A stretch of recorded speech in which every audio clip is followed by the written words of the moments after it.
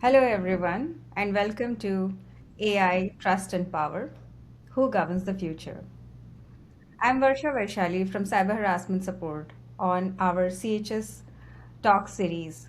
Today's conversation is incredibly timely with the latest AI policy direction from administration of Donald Trump. It's clear that AI is no longer just about innovation, it's about governance, safety, and trust.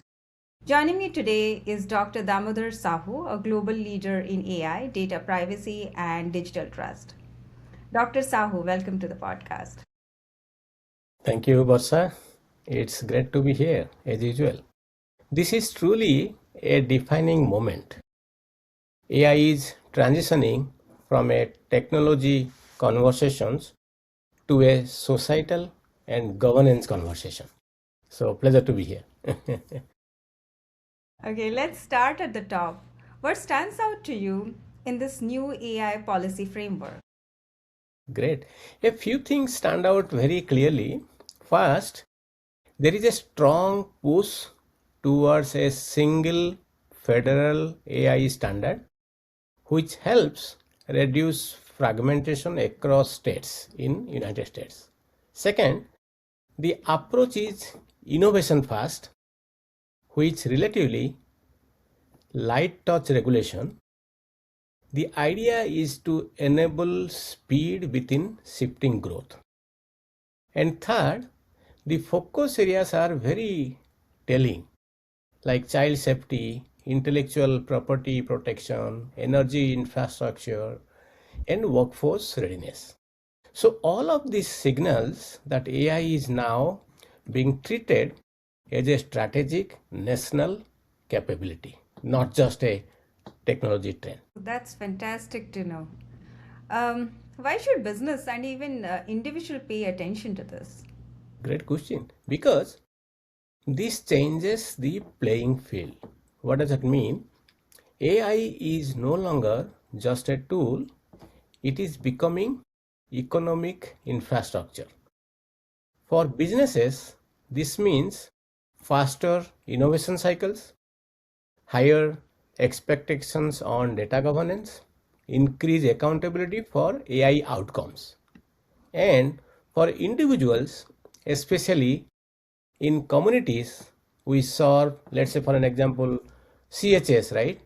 We do this, we are supporting the cyber harassment people, individuals or community. It means greater exposure to risks like defects, identity misuse, and AI driven harassment. So, the real shift is this: we are moving from a digital economy to a trust economy. It's becoming more modular, centralized, and more human centric. Okay, good to know. At CHS, we see real human impact, harassment, impersonation, abuse. Do you think this policy is keeping up? Yeah, we are talking about risk, safety, and human impact. Honestly, policy is trying, but the technology moving faster. The framework acknowledges risk like AI generated abuse, child safety concerns, misuse of synthetic media. But here is the key point: regulation alone cannot solve this.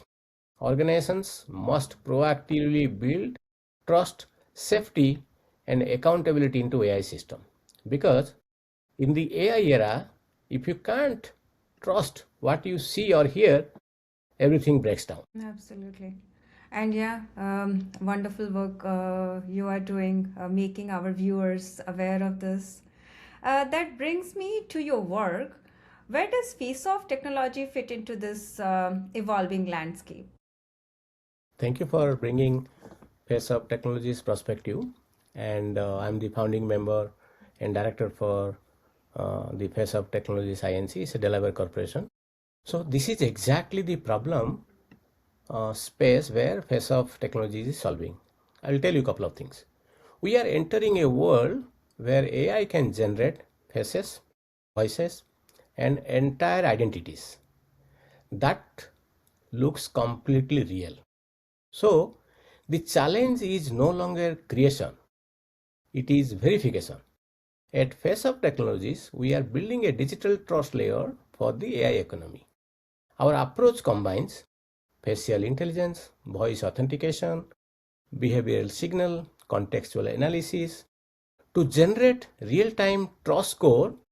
This enables defect detection, synthetic identity, fraud prevention, then secure digital onboarding and verification.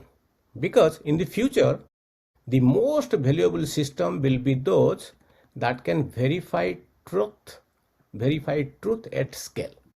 So that is what we are building at Face of Technologies, Varsha. Very good to know. And yeah, future is trust. That's always a debate. Does responsible AI slow down innovation? Not at all, not at all. I mean, if you let's say it if it never. I mean, also in the last episode, I talk about, right. I mean, how a responsible and ethical AI never slows down privacy. Similarly, it will never slow down the innovation, right? So, if you think about the US approach will influence the rest of the world, it will in fact influence, but not only defining everything. We have seen the three models emerge. The US first is innovation first, flexible approach, and then Europe one is a regulation heavy framework like the AI Act, and other regions hybrid model. India will adopt a law very soon, right? This creates a complex capability or reality, but companies must operate across multiple regulatory philosophies, right? And to answer you in short, I see it very differently. Responsible AI doesn't slow innovation, it enables sustainable innovation. And without trust, users disengage. Without trust, regulators step in aggressively. Without trust, brands lose credibility. So, the trust becomes not just a compliance requirement but a competitive advantage. The companies that win will be those that balance speed, scale, and safeguards. Absolutely, absolutely. That's correctly said. So it doesn't slow down, as you said, but it encourages responsible innovation. So, one final question: who will govern the future of AI?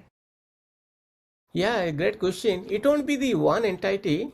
The future of AI will be governed by a combination of governments, technology companies, civil society, and users themselves, like you and me.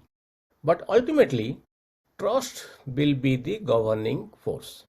Because in the AI era, creation is easy, scale is unlimited, but the trust is scarce, and that will define leadership. That's a powerful note at the end, Dr. Sahu.